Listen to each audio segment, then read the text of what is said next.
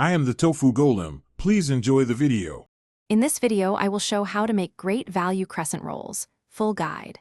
Preheat oven to 375 degrees F and gather flour, butter, yeast, salt, sugar, and milk. I will guide you through an easy dough, a butter laminating trick, and smart shaping to get flaky, golden crescents without specialty gear.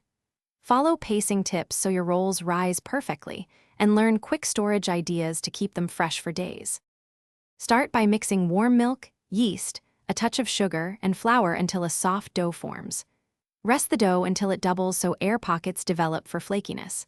I'll show a quick knead method that saves time and keeps tenderness, plus a simple butter folding step that creates layers without full lamination. Stick with gentle pressure and short rests for reliable, bakery-style results every bake.